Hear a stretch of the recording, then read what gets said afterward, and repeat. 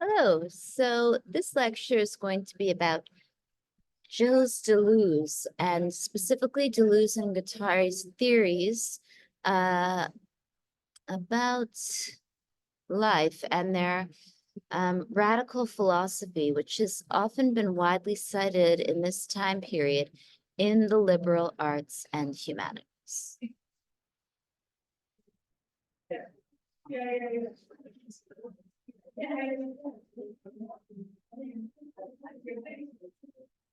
So David Fancy is the author of your reading this week, and Fancy discusses Deleuze in great detail, and specifically some of the key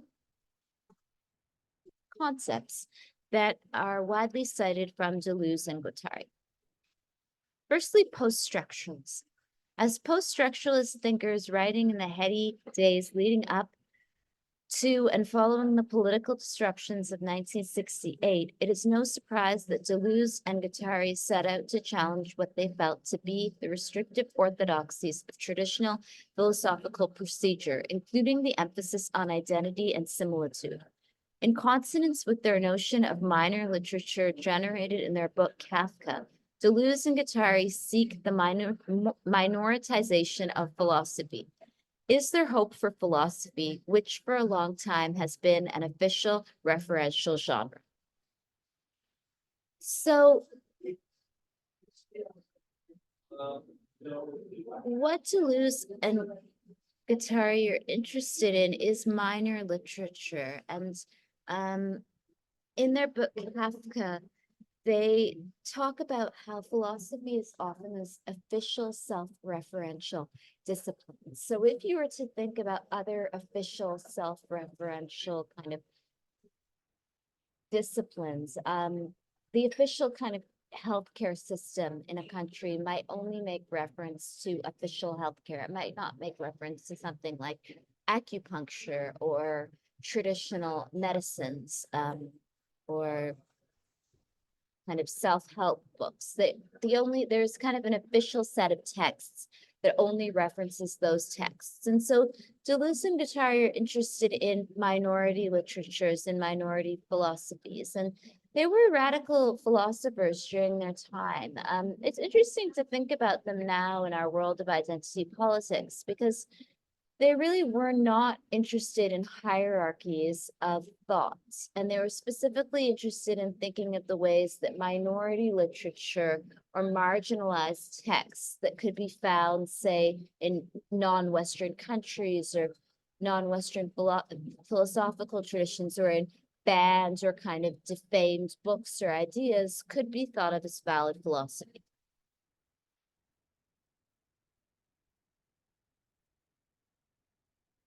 Explaining complex topics can be challenging. Highlight the text you want to simplify and let Grammarly rewrite it. Grammarly makes your method. Hi, my name's Tom. Welcome back to my channel to another episode of What the Theory, my ongoing series in which I provide accessible introductions to key theories in cultural studies and the wider humanities. Today, we're looking at post-structuralism. Post-structuralism's central thesis is that language and all other forms of communicative system, such as images and video, are less perfect at expressing our thoughts and ideas than we might initially want to think they are. Rather than replicating our thoughts in the mind of a reader or viewer perfectly, most modes of communication are prone to misrepresenting us or to encouraging alternative interpretations of what we were trying to express when we first said, wrote, or recorded something. Post-structuralism asks what this means for the practice of analyzing cultural texts and questions whether it is ever possible to arrive at a definitive interpretation of a given film, book, or other cultural text. Beyond this, it also asks whether, in a society in which much of our thinking about the world is done through language, it is ever possible to arrive at objective truth, or whether the implicit biases surrounding race, gender, and other concepts present in our linguistic and other communicative systems might shape our understanding of the world 2. Before we get going, if you have any thoughts or questions as we go along, then please do feel free to pop those down below in the comments. And if you're new around here and this seems like your kind of thing, please do consider subscribing and hitting that notification bell. Finally, if you really like what I do and would like to support me to make more videos, then I would be so grateful if you would check out my Patreon page at patreon.com/Nicholas. With that out of the way, however, let's crack on with post-structuralism, the theory.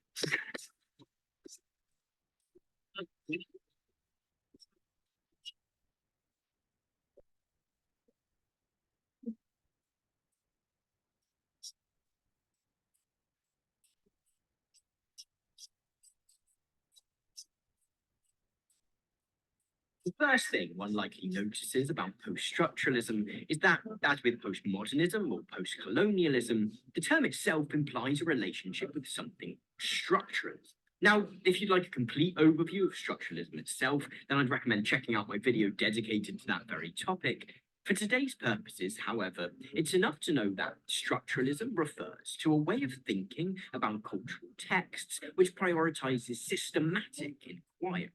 Drawing on the work of the Swiss linguist Ferdinand de Saussure, it asks us to view different forms of culture, such as literature, film, theatre, visual arts, and also culture in the all-encompassing sense, as a kind of language system. It thus asks us to consider not only how an individual book, film, performance, or artwork infers meaning on its own terms, but also on its reliance upon tropes and conventions prevalent throughout the wider language of human culture. So Ferdinand Saussure is a linguist who influenced a lot of cultural studies theorists, including Black British cultural studies scholar and Marxist Stuart Hall, and lots of other linguists and people who are interested in popular culture and film analysis were influenced by Saussure. So Ferdinand Saussure argued that language is not mimetic to reality. So if we were to think about a word like love. Love as a word is not mimetic to an actual thing or object. It is an idea. And so we use language to kind of signify ideas or concepts or feelings. And words are therefore never things or ideas or signs that could ever capture true feeling. So identity-based names can never really capture the essence of a person. And so language is obviously changeable and malleable, and the words we use to describe certain feelings and thoughts and people will change over time. What many cultural studies scholars like Stuart Hall, who was a very politically active Black British Marxist, was interested in is why there is an effort to fix language and who has the authority to fix language. So who has the authority to say that a certain building or a certain town should be named in a certain way? You can think about debates regarding the naming of universities and the renaming of universities in settler Canada. Who has the authority to kind of fix names and to then change them over time?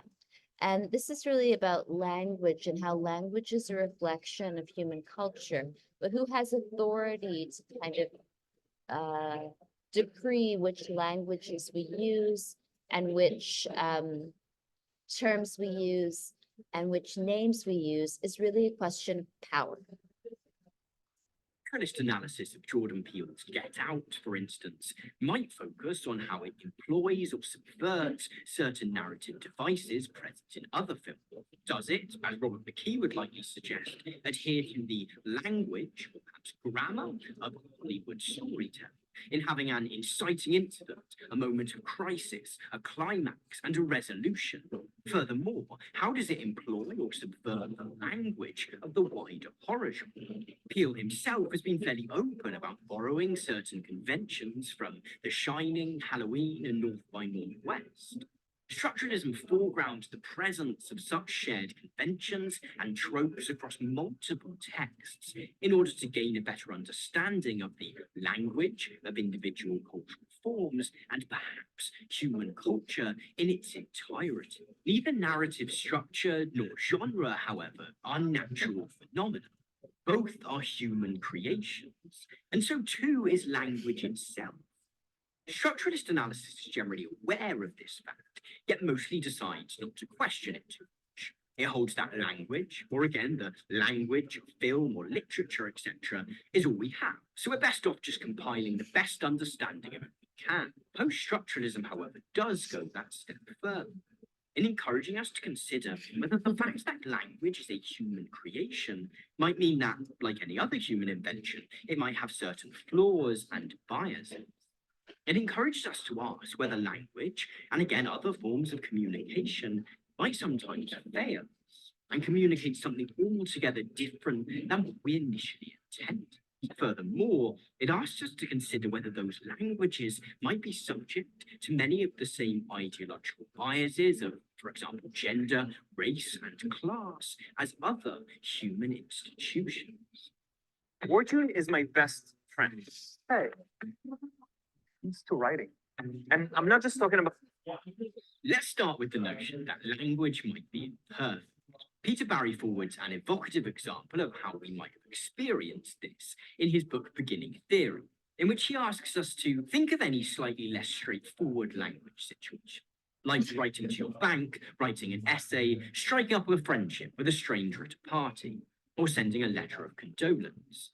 In these cases, and many more, there is an almost universally felt anxiety that the language will express things we hadn't intended, or convey the wrong impression, or betray our ignorance, callousness, or confusion. Even when we use a phrase like, if you see what I mean, or in a manner of speaking, there is the same underlying sense that we are not really in control of the linguistic system. Though, for the most part, language seems like a pretty good system of communicating then, it as often leads to miscommunication, as it does to a perfect articulation of the thing we wanted to express. Furthermore, if you've ever found yourself trying to soothe over a personal or professional relationship after having had a letter, text, or answer phone message interpreted differently to how it was intended, you'll likely have found yourself wrestling with the fact that language is a closed system, and thus all you have at your disposal to explain your previous words is more words, which are themselves open to alternate interpretations. Such an anxiety about the imperfect nature of language is at the core of post-structuralism.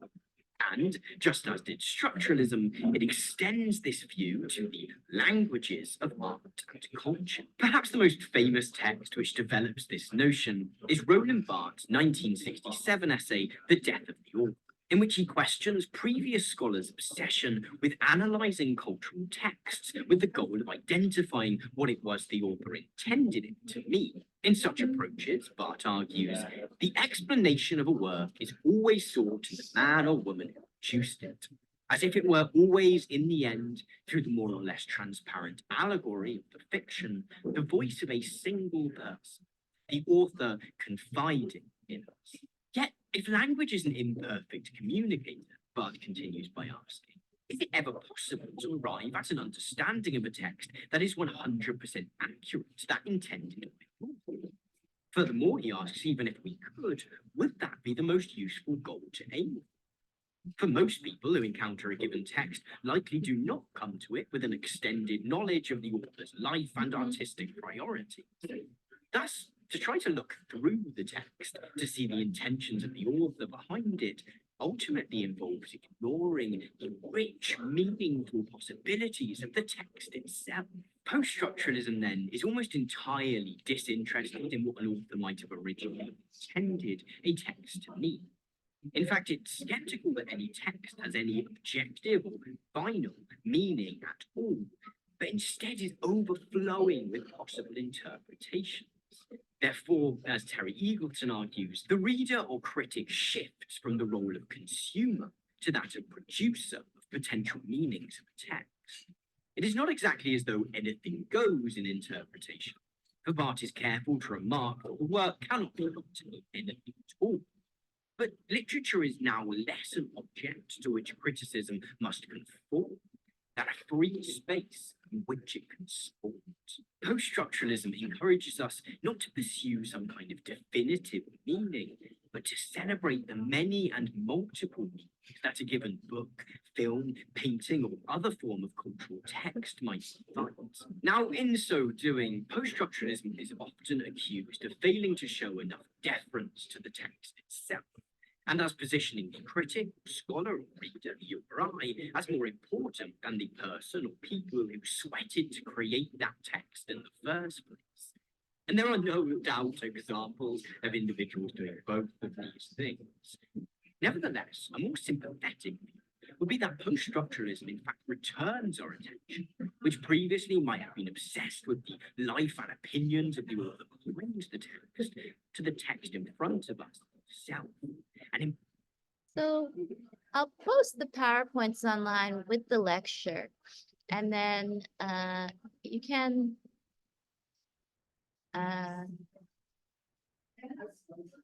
look at the talks. I want to, or the YouTube clips that discuss post-structuralism in detail. I want to specifically focus on Fancy's article.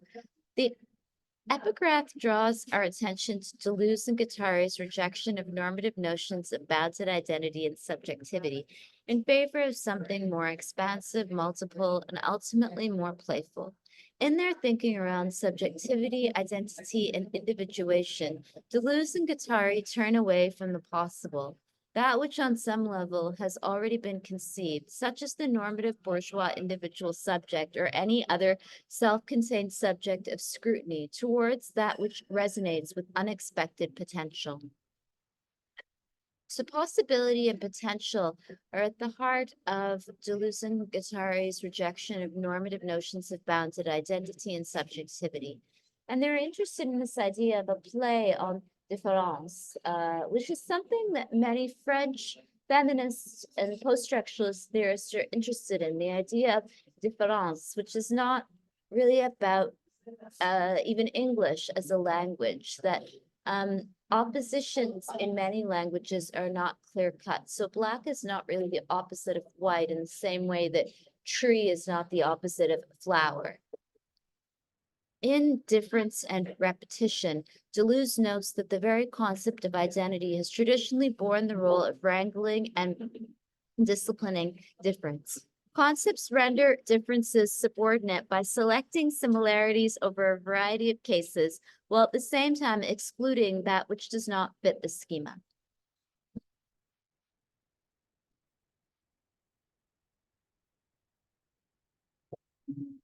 So we find ourselves in a time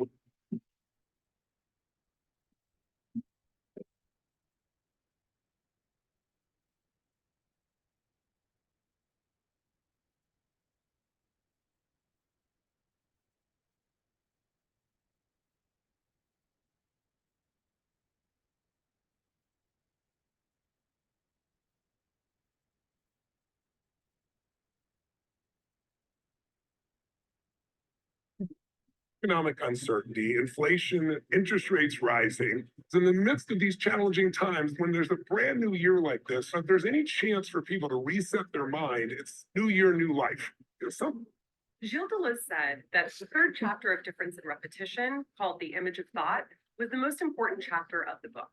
Why is that? I'm philosophy professor and podcaster Ellie Anderson, and I'm here today to talk a little bit about some of the ideas from this chapter. Of course, as with any video introducing a work of philosophy, this video is by no means going to do justice to all of the ideas developed in this chapter, which, as with a lot of Deleuze's work, is just really packed with creative, explosive ideas, we might say. But my hope is that this can provide an introduction or an invitation to read the text on your own, because Deleuze can be quite challenging to read on your own. Deleuze is deeply concerned that the way we usually think about thinking throughout the entire history of philosophy is misguided. He says that philosophy prides itself on being the discipline that gets rid of presuppositions.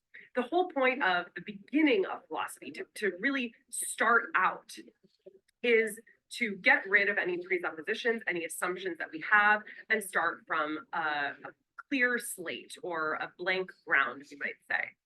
And you really see this if you open the first page of a lot of the most famous works in the history of Western philosophy, you're going to notice Aristotle's Metaphysics is a place that Deleuze calls out on this.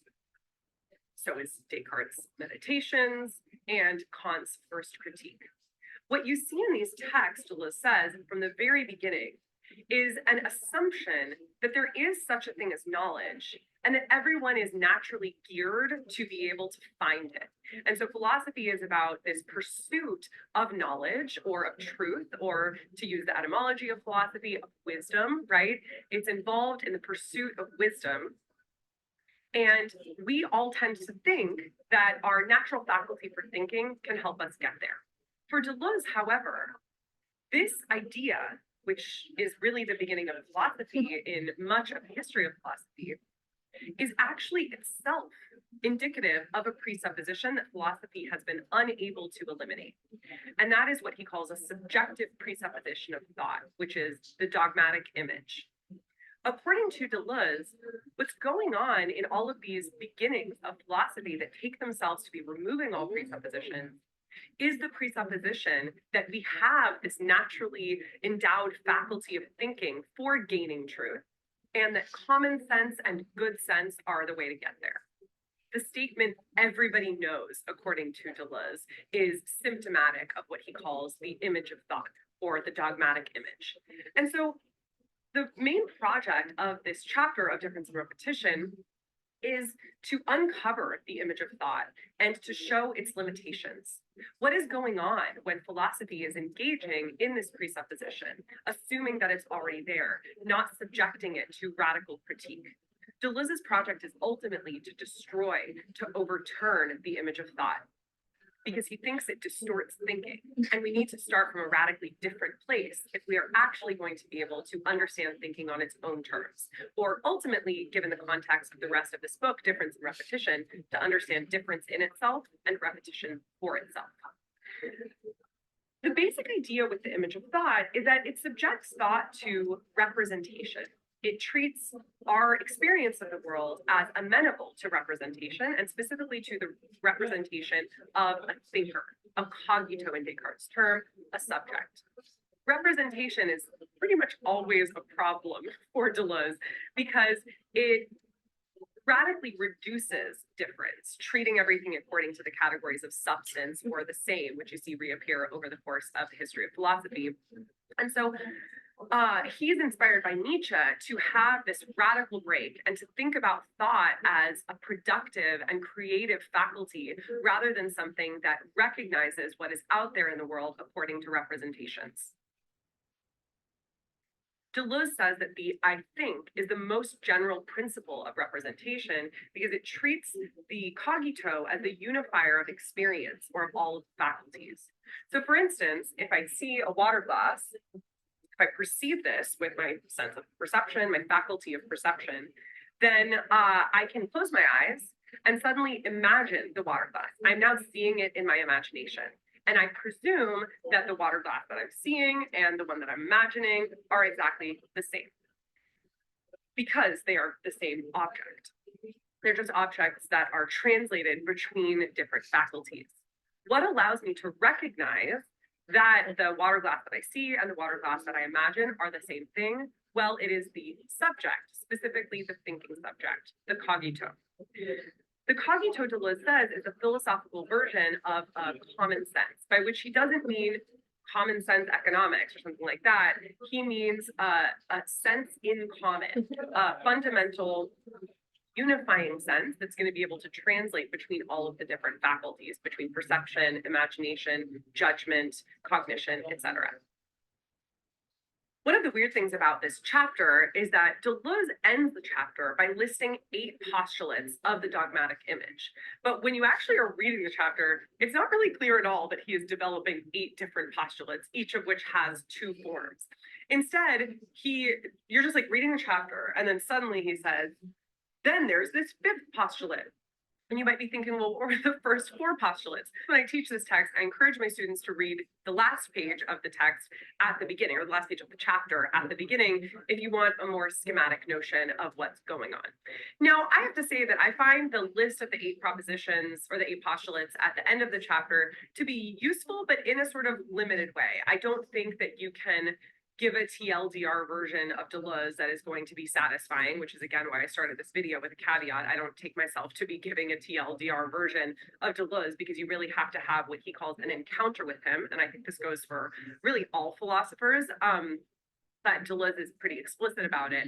And so I do think that reading the chapter on its own, you can get into the rhythm of what he's saying and really have a lot of things stand out for you that might not be encapsulated through these 8 postulates. At the same time, it can be helpful as a handhold, as with something like this video, because as I said earlier, Deleuze is quite challenging to understand as a first reader, especially if you're not doing so within the context of a class that's being guided by a professor with expertise in the subject. So I'm not going to go ahead and list those 8 postulates, but I want to just mention that they're there. A lot of what I'm talking about in this video relates to them and is drawing on some of the ideas that are involved in the postulates that he lays out at the end. I mentioned that key to the image of thought is the notion of the cogito, or the subject, as a unifier of experience across different faculties. Deleuze's response to this is actually that faculties don't need and actually shouldn't have a principle of unification. They rather have discordance between them. This discordance between the faculties is echoed in Deleuze's concept of intensity, which he says is pure difference in itself. He says that the faculties are different by virtue of having free and untamed states of difference in themselves, such that an intensity reaches its limit, and that's where the faculty stops, like say the faculty of sensibility, and a different faculty, say that of imagination, begins. Deleuze says that faculties are not related by means of mediation or representation. Pretty much anytime you see the words mediation and representation in a Deleuze text, that's going to be a signal that he's describing a view that he does not buy. This doesn't mean, however, that the faculties are all just like these completely separate tracks, because again, he wants to get us out of substance thinking, which is why he introduces the idea of intensities.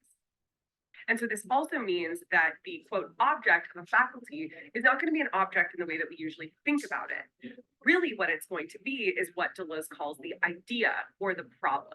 He wants to get away from a notion of knowledge as a correspondence between an external world and a mental judgment or belief in a state of affairs, and towards an idea of problems as being the basis for truth, and toward an idea of problems as being where truth and falsity find their home. He's resolutely against the idea that truth and falsity can be encapsulated in propositions. He takes issue with Frege's notion of denotation as expression in this chapter, and this chapter actually just has a lot in general that could really be seen as a critique of what's known today as analytic philosophy. For Deleuze, problems or ideas are creative, and they're not the creation of a particular individual subject, but rather they are things that strike us as if from the outside, even though we can't actually say they're from the outside, by means of intensity. Even though he takes issue with Kant to some degree in this chapter, he does think that this notion that there is a discordance between the faculties, even as there is a harmony between them by virtue of the idea, one can find in Kant. And he uses the example of the relation between imagination and thought in Kant's theory of the sublime. So he says, for instance, on page 146, there is therefore something which is communicated from one faculty to another, but it is metamorphosed and does not form a common sense.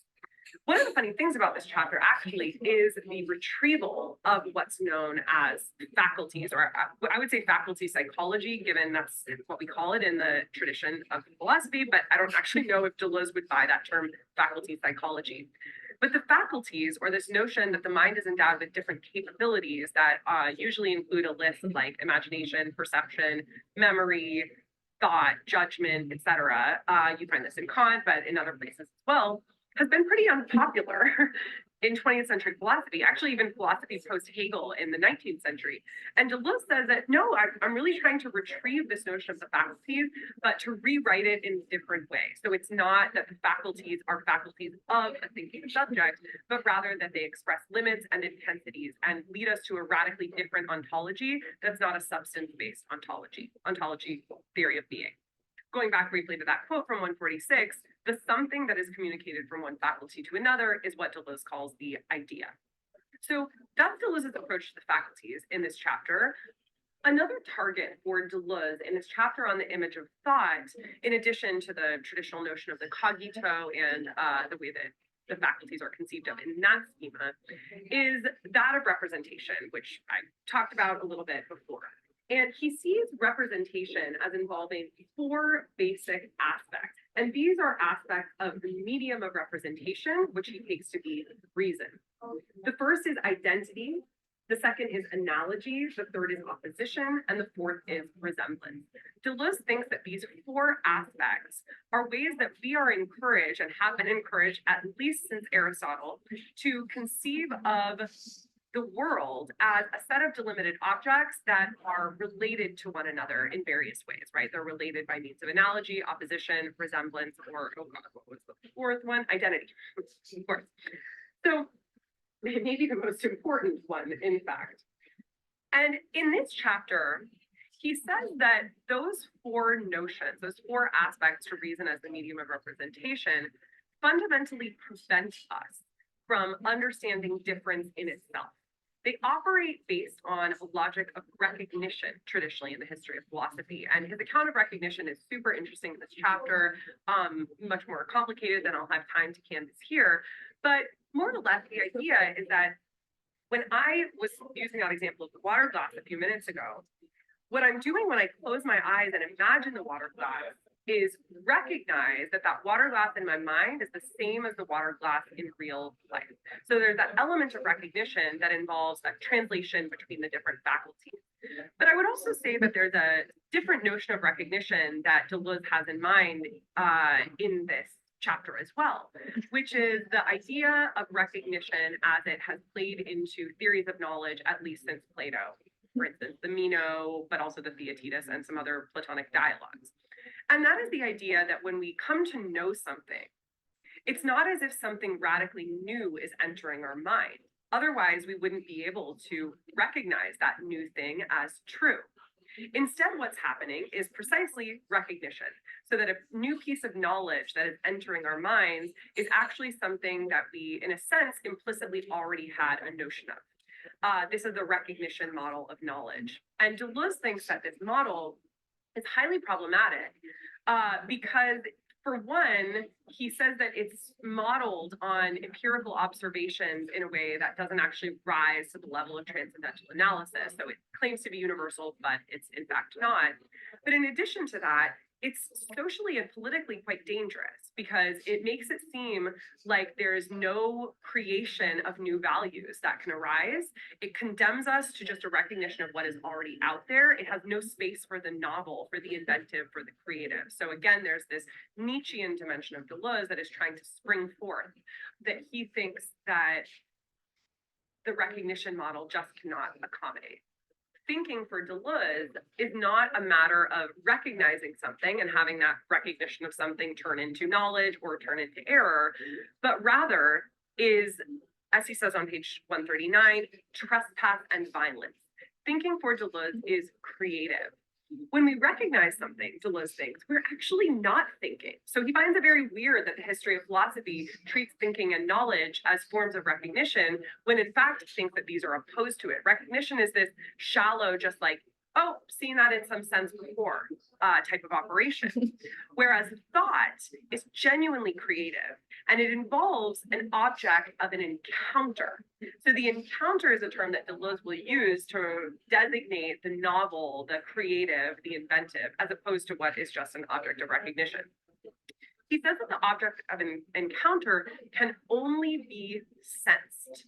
We sense this object, and it forces us to think. There's a lot of language of force in this chapter. For Deleuze, the creative act of thinking, joyful and affirmative as it may be, is actually a cool act of violence as well.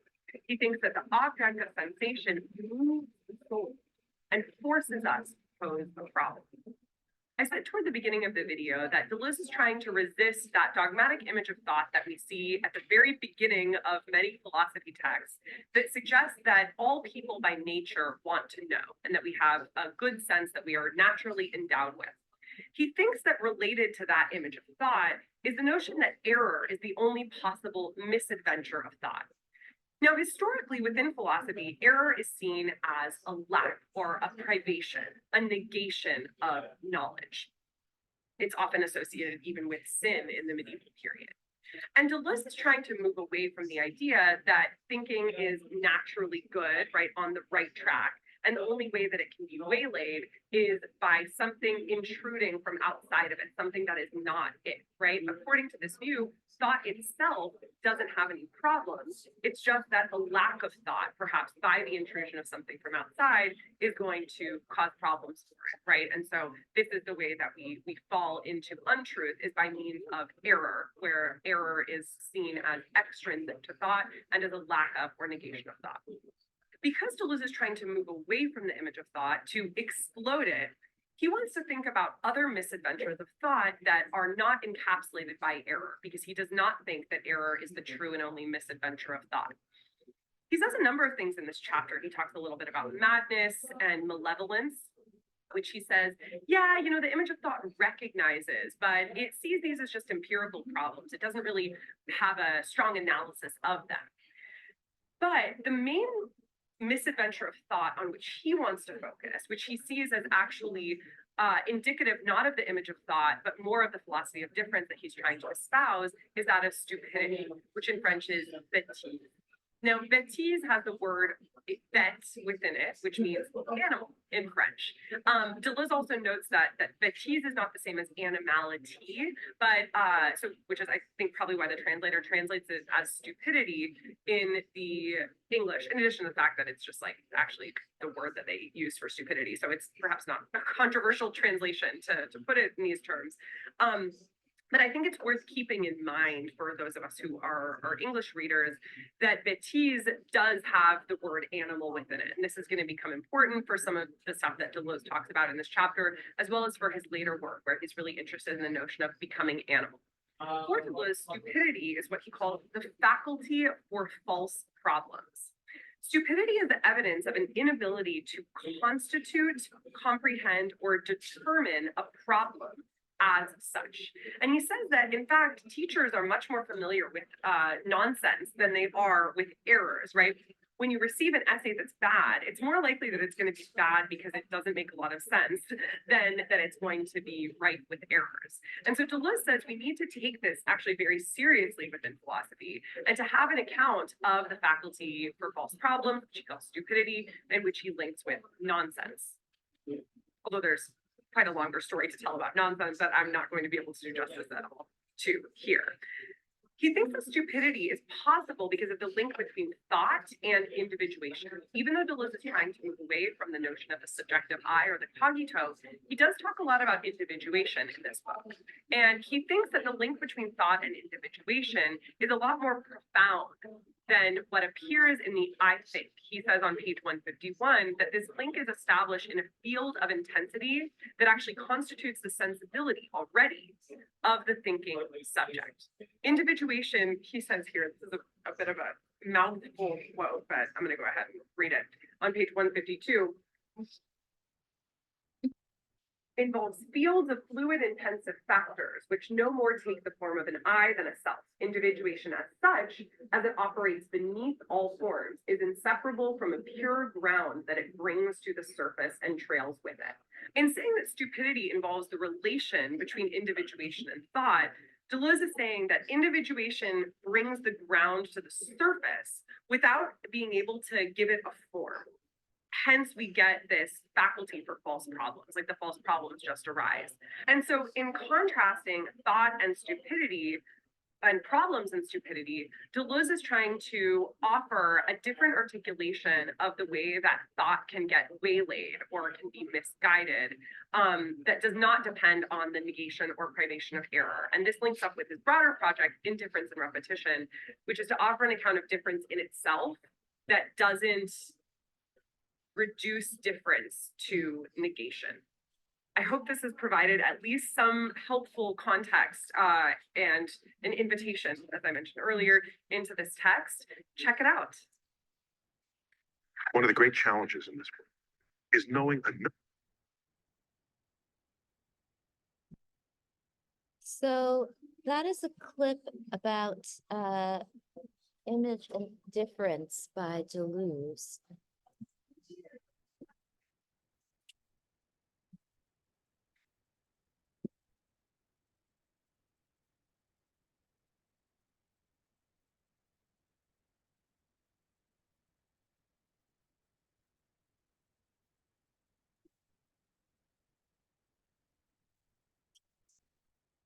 And Fancy in your reading discusses state philosophy and difference in Thousand Plateaus, which is another one of Deleuze and Guattari's texts. So the general implication of this procedure is whatever differences happen to exist outside, the concept can only be thought in relation to that particular concept, formalizing their subordinate status. Ceasing to be thought, difference dissipates into non-being. This activity is carried out most systematically by the type of thinker that Deleuze's translator Brian Musumi describes, with a clear nod to the totalizing political implications as practitioners of state philosophy, such as Plato, Hegel, and Immanuel Kant.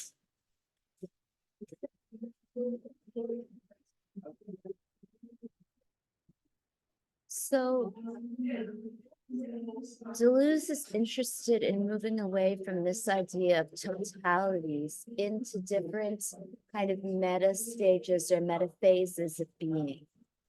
And for Deleuze and Guattari, these ideas of totality, difference, hierarchy are oppressive, not only from the perspective of politics, and Félix Guattari has written a short essay, which is still well cited in our time period, called Everybody Wants to Be a Fascist, in which he discusses fascism from a critical perspective. And so they are left-wing philosophers who are interested in critiquing conservatism and specifically racism and fascism, extreme conservatism in Europe. So philosophy, Deleuze explains, requires the ability to relate directly to things as they occur, rather than simply straying into abstraction and representation of those things. I will focus on a variety of related concepts that figure prominently in Anti-Oedipus and A Thousand Plateaus: rhizome, assemblage, bodies without organs, desire, and schizoanalysis, and conclude by briefly discussing Deleuze's thoughts on cinema. So rhizome is one of the most interesting and well-cited theories of Deleuze in this time period. And as an academic and as someone who's interested in philosophy and has tried to write, I guess, what could be perceived as philosophy, specifically in the second book I wrote, I think there are parts of it that seem sort of philosophical, maybe. And I think that rhizome is one of the most interesting concepts from Deleuze. And it is interesting because it draws upon science to discuss the ways that binary logic, when thinking about difference, the opposition between man and woman, or black and white, or rich and poor, is not really found in science. And this way of kind of structuring the world in binaries is part of what Franz Fanon referred to as Manichean logic. And Fanon argued that Manichean logic was central to colonial discourse. The construction of black as opposed to white, or colonized as opposed to colonizer, free as opposed to slave, was central to the ways that colonizers could construct themselves as being a distinct group apart from those who they had the right to, or they constructed themselves as being superior towards and could therefore steal from.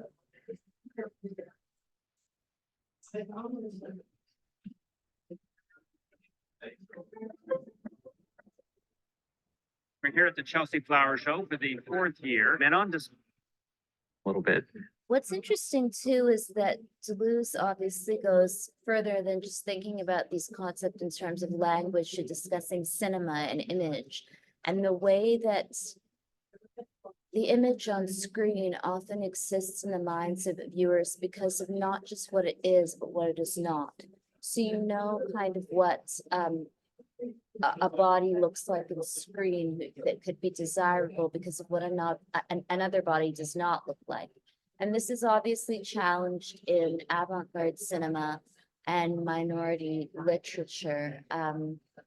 Laura Mulvey is a very well-cited and I guess famous, you could say, film theorist, and Mulvey discusses the way that the male gaze often captures women on screen and in film for their to-be looked-atness.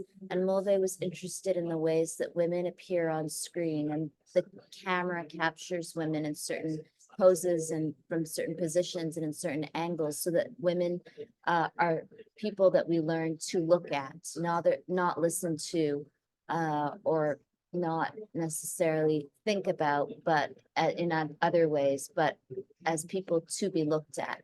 And this is juxtaposed to men in film who are often not captured in the same ways. So if you look at advertising in cinema and film, the way that women are depicted is often for to be looked atness, which is not necessarily true of men. This has changed over time, but unfortunately, I would argue from a Marxist perspective that you have more images of men in men's fashion and film, in cinema, where men are also captured for their to be looked atness, because thinking about one's to be looked atness constantly is a good way of constantly buying things and trying to attain unattainable ideals of beauty or of health or of class position or of age. Hey everyone, back again. Today I'm going to talk about Deleuze and Guattari's notion of the rhizome and how it fits within their overall project in 1,000 Plateaus, and a little bit of what is philosophy. But before jumping into that, if you want to follow me anywhere other than here, you can find me on Instagram at theory_and_philosophy, or on Twitter at David Guignot. If you're new here, welcome. I'm David. I try to explain philosophical texts and ideas in a way to make them accessible to you. So if you're new, like, share, subscribe, and you'll see videos I release at least once a week. And you'll be able to go and check out all the ones I've already released, some 200 plus. So go and do that. If you want to help me out, you can do that monetarily via Patreon or PayPal as well. If you found this on YouTube, you're going to be able to find it in podcast form pretty much anywhere where you get podcasts, so there shouldn't be any ads. Or if you found this in podcast form, you're going to be able to find the specific video for this on YouTube if you're into that at all. So yeah, go do all those things. Leave a review if you're listening to this on Apple Podcasts or any other podcast platform that lets you leave reviews. That would help me out a lot, and I like reading them. And yeah, don't want to burden you with more of that stuff. Let's jump into a rhizome. Now, a rhizome is a term in botany. It's a term to describe plants, and it's a term to describe stem systems that exist under plants and in the earth. Now, a rhizome is a horizontal stem system that moves through soil. Now, I say horizontal, it can go vertically, and it can go vertically in cases where its stems have acquired enough nutrients, have acquired enough water in order to expand itself in as a kind of intensity upwards. Now, this happens at the point of a stem system called a node, where the node is able to essentially expand upward, or will just move upward if that's where it wants to go. Now, in order to best illustrate this, you should just really Google rhizome. All it is essentially is this stem system that looks kind of chaotic, that moves through the soil without any clear cut path or route. And the stems are capable of sending off kind of appendage stems that escape from it and go on their own way. So it is quite open to possibility, to going into new territories and so on. Now, its relative flexibility and freedom to move wherever it wants means that it isn't quite bound to any specific plant or tree or anything. Now, this is what will contrast it with a root system. So a rhizome system is not going to be bound to a specific tree or plant to which the roots operate as a kind of base or edifice for that tree or plant. Instead, the rhizome kind of will have a life of its own. The rhizome system will do its own thing, go anywhere, create new possibilities for new plants, new tubes, new other kinds of vegetation within the soil that is a little bit more free. And I'm using that term a little bit loosely here, but it is open to a little bit more possibility than a root system. Now, Deleuze and Guattari think about this idea of the rhizome in order to imagine possibility and to think about the different ways that different groups of things can function among themselves. So they do not limit their discussion of the rhizome to actual plants or to vegetation or to anything like that. They suggest that a rhizome can be used to describe a pack of wolves or a pack of rats, if you call it a pack of rats, or even a group of people, if their actions actually correspond to these rhizomatic movements that don't resolve themselves so neatly into singular points or don't resolve themselves so neatly into clear-cut, easily traceable trajectories. Now, they elaborate on the rhizome to say that it has 6 fundamental properties in order for anything to be considered right. Once everything's perfectly organized, I'll start working on my thesis. Rhizomatic, it needs to follow these properties, and they go as follows. Number 1, that it has the capacity to make connections. That is, it is able to expand through, in the case of the rhizome in the soil, it is able to expand through the soil to connect with other rhizomatic structures and then form new connections that way to be able to make their own connections. Now, by virtue of that, the second property is that it is necessarily heterogeneous. It might all belong to the same kind of umbrella term of a rhizome, which might appear to be a way to neutralize its possibilities. But that doesn't mean that it is not still open to its own potential, even though if a rhizome is making connections with other rhizomes, it is still presenting itself to newness. Now, rhizomes can actually connect themselves to other plant systems or to other root systems, opening up this heterogeneity a little bit more. So far, the rhizome must be able to make connections, and by virtue of these connections, it must be heterogeneous. Now they expand this idea in their third property, this idea of heterogeneity, to consider multiplicities, how by virtue of opening up these connections that render it heterogeneous, it then embraces a sort of multiplicitous identity or multiplicitous identities. And these resolve themselves into different intensities, different magnitudes, like how a rhizome might structure itself into, by virtue of a certain intensity that forms through these nodes, as I mentioned earlier, might form itself into potato or whatever other structure it might form itself into, and it won't be bound by any single principle or idea. It can form anything based off of what nutrients are going to be available to it within a certain terrain, within a certain physical, literal terrain that will give it possibility, that will, in a sense, dictate what it is capable of,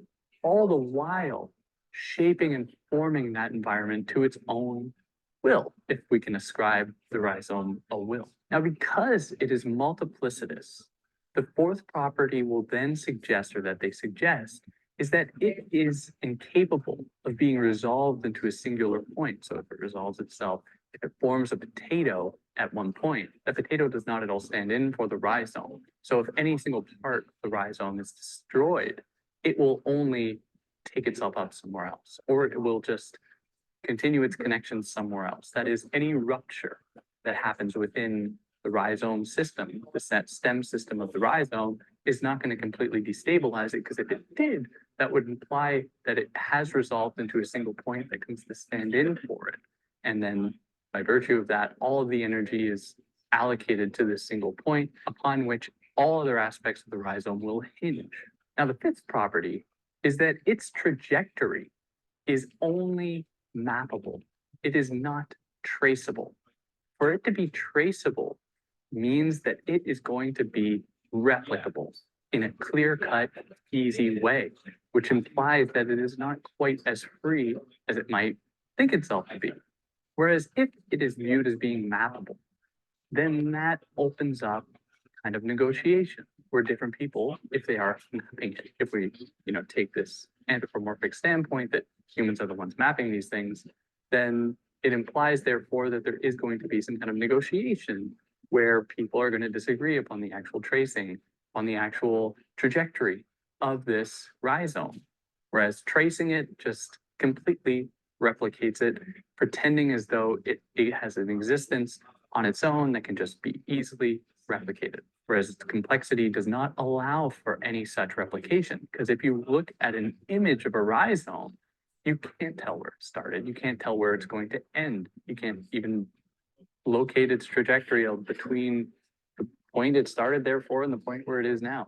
There is no way to actually do that. All you can actually do is supply an interpretation of the rhizome that might point to its trajectory, that might give you a sense of where it will go, but it is only an interpretation.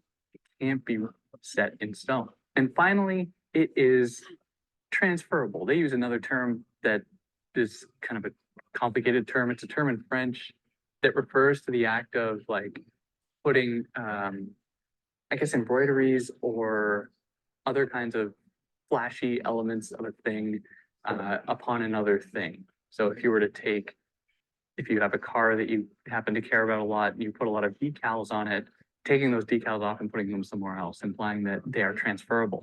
So their sixth and final property for something to be a rhizome implies that it must be transferable, or its properties are transferable and aren't restricted to it, because that would reduce it to a single point, a kind of single kind of identity that will reduce and limit its possibilities. Now they contrast the rhizome, and for something to be rhizomatic, with the tree, what they call to be arborescent. For something to be arborescent means that it resolves into a singular point, in the case of like a tree that stands in for the entire root system underneath it. Whereas with the rhizome doesn't, as I made clear, doesn't resolve itself into a single point and is therefore open to its own possibilities, its own potential to construct its own trajectory, its own lines of flight that aren't so neatly traceable. In fact, they can't be traced, they can only be mapped. Now they use this idea to go after, that is in 1,000 Plateaus, they use this idea to go after Oedipal psychoanalysis that reduces all of the body's emotional, intellectual, physical desire to a single point.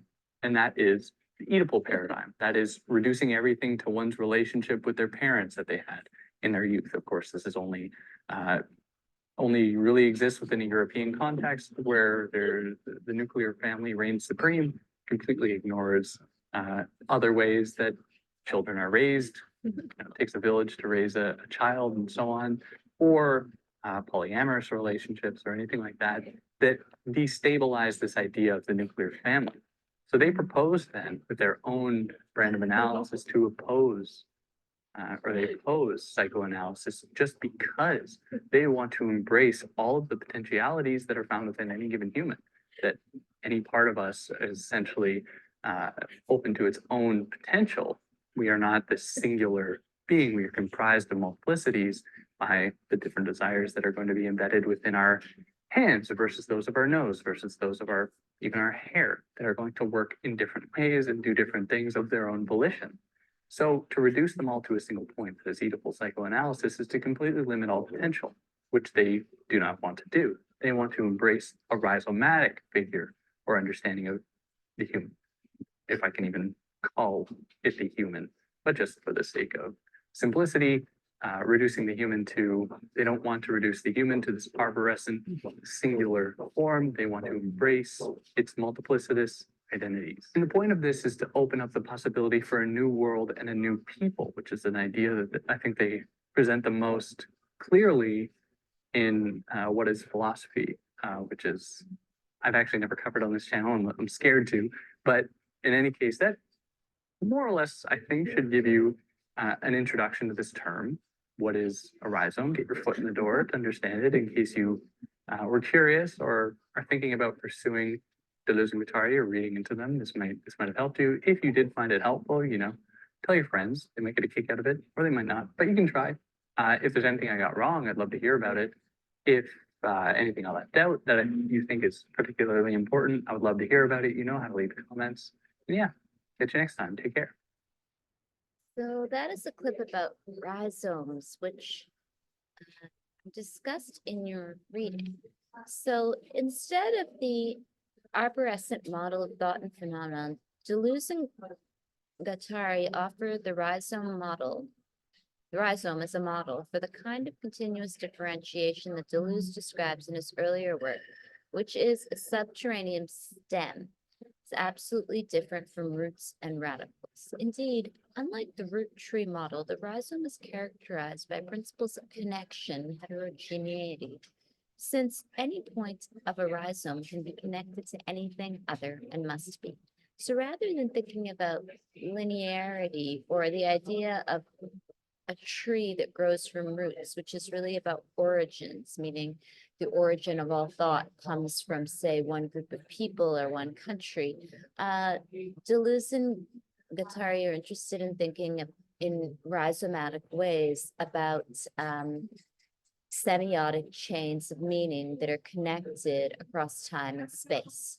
Rather than the logic of linear coherence afforded by arborescent thought, a rhizome ceaselessly establishes connections between semiotic chains, organizations of power, and circumstances relative to the arts, sciences, and social struggles. So much like finding cures for a disease, one could look in different contexts in different countries. One could look at different plants and minerals and different substances. During the pandemic, people throughout the world were looking for vaccines and cures for COVID-19. And similarly, when we look for kind of information, philosophical thought that might help us solve societal problems, we don't just have to look at kind of the kind of parents or masters of European intellectualism. We could look horizontally and transnationally for different philosophical influences. The same is true of arts and image production. One does not only have to be influenced by one school of artistic tradition. Someone can take from other contexts and form an assemblage, which is a term from Deleuze, of meaning. This is also true of kind of music and artistic production as well. The rhizome maps a process of relational, horizontal, and network thought, movement, and or intensity without tracing the map as a foundational or fixed reality. While working one's way through Deleuze and Guattari's writing, it becomes clear that the extra individuality and connectivity of the rhizome, in addition to the refusal of binarism inherent in its matrix of continuous change, affords potentiality, compelling ways to theorize time travel, bilocationality, multidimensionality.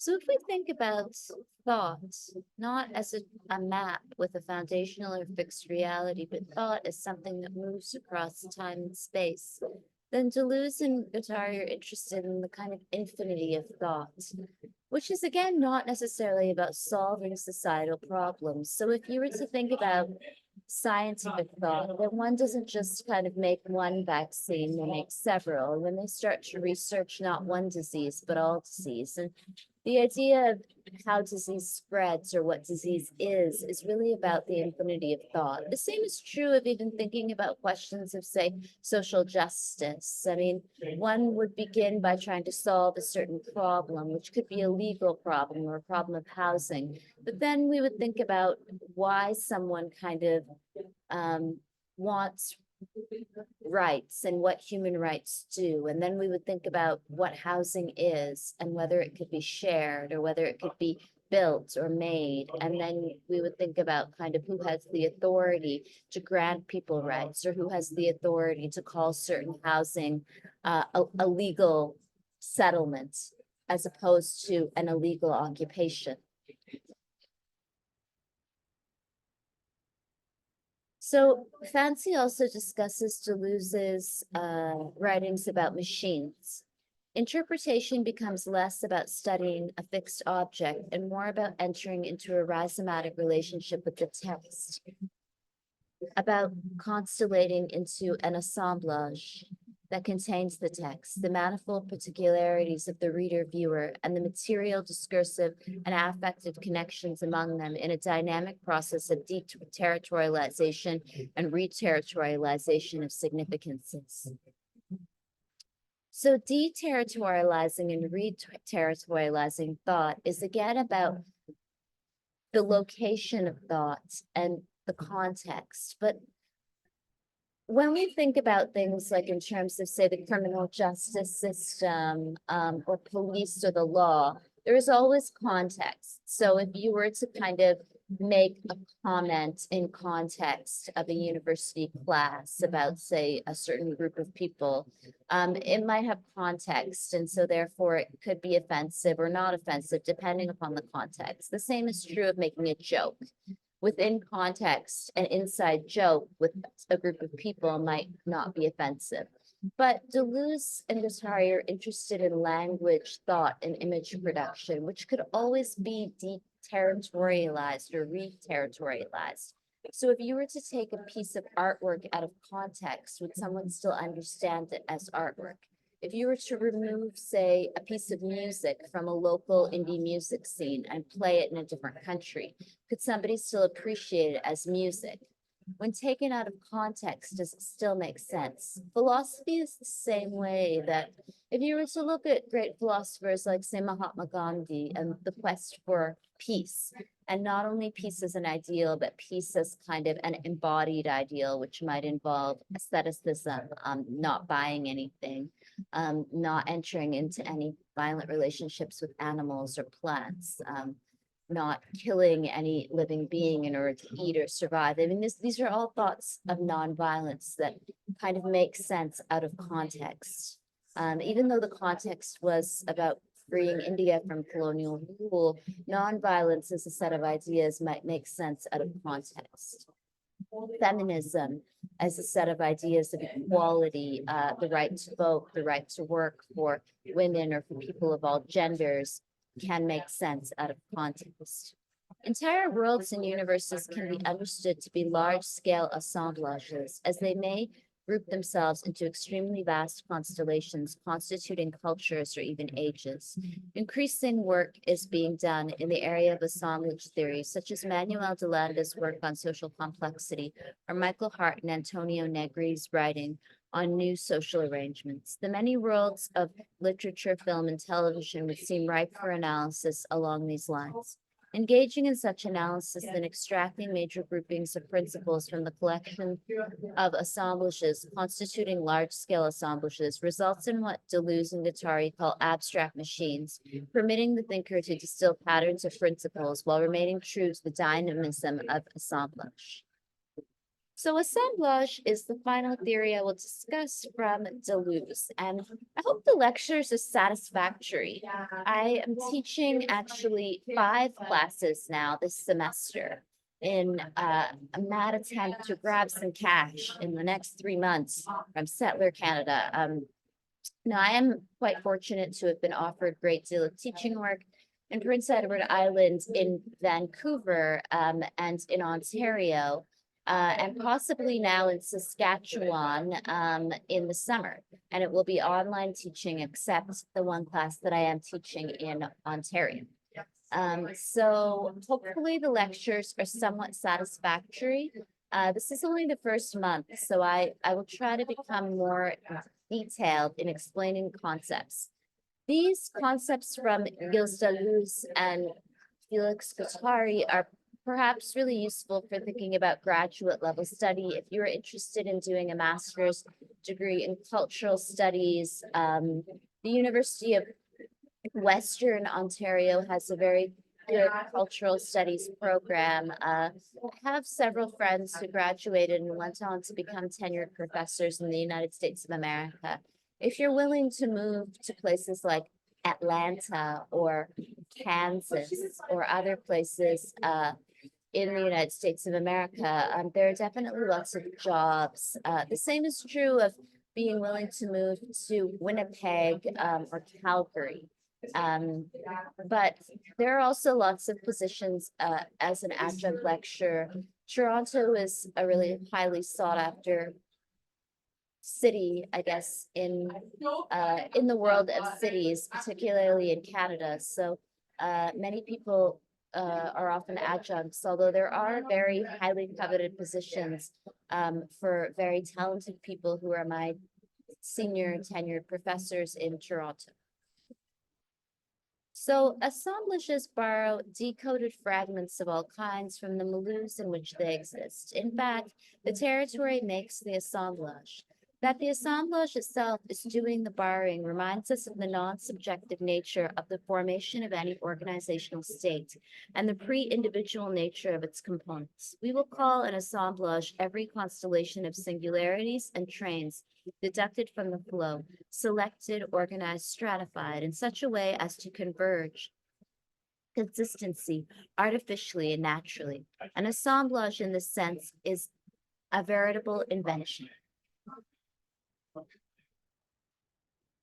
So assemblage then, I mean, if we begin with Deleuze as being someone who is interested not in hierarchy, but in multiplicity, and not in difference, but in rhizomatic thinking, the existence of multiplicity, not in hierarchy, but the existence of what is, and what could be used or useful across a whole range of texts for a philosopher, a writer, an artist. So assemblage then is precisely this increase in the dimensions of a multiplicity that necessarily changes in nature as it expands its connection. Rather than being one core organizing entity, the fragments that compose this expanding multiplicity have co-generative influence over the emergence of the territory of the assemblage.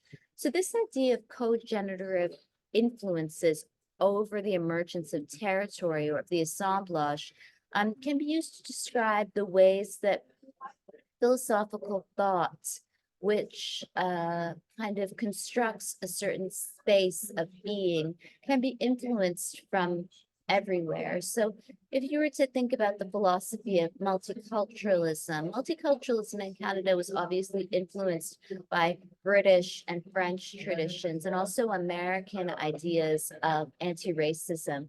But multiculturalism was also influenced by immigrants. And so certain communities like Little India, for example, is influenced by an assemblage of ideas. Even the ways that people think of work or productivity is obviously not just about what Max Weber would call the Protestant work ethic, but is perhaps also influenced by India and the ways that Indians make sense of time and capital. So Little India is a collection of restaurants and businesses. And if you were to work in Little India, like when I was young, I worked at a restaurant in Little India because my parents are from India, and I was hired to work at this restaurant. And the way that people think of time and money and even productivity and kind of labor relations is perhaps informed not just by Canada, but also by India, and the importance that people place on labor, but also the importance that people place on life and on doing certain business that is supposed to be about ideas of life that involve food production and food selling and sharing. So finally, I think this is the last concept, bodies without organs. There is a lot to consider about Deleuze and Guattari. They are really well-cited scholars, and they were quite prolific in their writing. These assemblages of rhizomatic being have a relationship both with the strata and the bodies without organs. In 1,000 Plateaus, Deleuze and Guattari inform us that strata constitutes the judgment of God, in that they are accumulations, coagulations, sedimentations, foldings. Strata are that which have a unity of composition and a sustained, albeit always mutating coherence. Stratification is like the creation of the world from chaos, a continual renewed creation. The term bodies without organs, borrowed from Antonin Artaud, refers to a different form of substrat than the strata in that it is opposed to the planes of organization and development. Consistent with their resistance to any form of binarizing logic, so Black is not really opposed to white, woman is not opposed to man, just like tree is not opposed to rock. Deleuze and Guattari remind us that body without organs cannot break away entirely from the stratifications and systems from which it desires to free itself. Too fast a departure can be dangerous, and a relationship with the strata must be carefully maintained. If you are free, the bodies without organs with too violent an action. If you blow apart the strata without taking precautions, then instead of drawing the plane, you will be killed, plunged into a black hole, or even dragged towards catastrophe.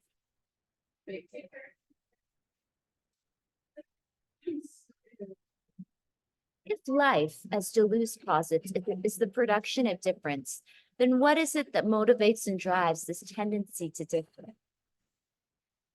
What causes assemblages and bodies to crystallize, congregate, and connect? The answer is desire, but not the limited and limiting notion of desire as absence postulated by psychoanalysis that binds desire, lack, and the individual subject.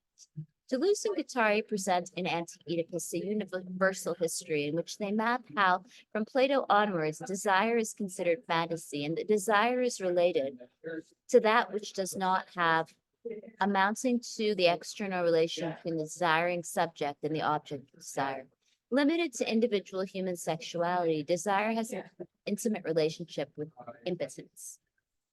On the contrary, in Deleuze and Guattari's understanding, desire is production in life itself, the desire flowing towards ever proliferating differences. So desire in life for Deleuze and Guattari is about difference, the production of difference. But in scientific terms, the only reason that life can reproduce itself is because new cells are formed every day, new genes, new life itself, new matter. New things are grown, new food is eaten, new water is consumed. Sexuality is simply one flow of desire that enters into relation with other flows in an assemblage. Deleuze and Guattari specify that Marx notes that what exists, in fact, is not lack but passion as a natural and sensuous object. Desire is bolstered by needs, but rather is not bolstered by needs, but rather the contrary. Needs are derived from desire. And so rather than thinking about desire as producing needs or as fulfilling needs, for Deleuze, needs are derived from desire itself. So the desire to do things, to live, to have things, produces needs, the need to kind of survive. They are counterpoints within the real that desire produces. Desire can be understood to precede desiring subjects, which the production of desire as interconnection of flows. So finally, I will just finish in the interest of time with this quote, and I will come back to Deleuze and Guattari later on. I will specifically discuss this essay by Félix Guattari, Everybody Wants to Be a Fascist, which I think is interesting to think about in relation to conservatism and the will to conservatism and why fascism or conservatism are kind of looking for ways to exclude others appeals to people historically. So Gilles Deleuze states in 1,000 Plateaus, a concept is a brick. It can be used to build a courthouse of reason, or it can be thrown through the window.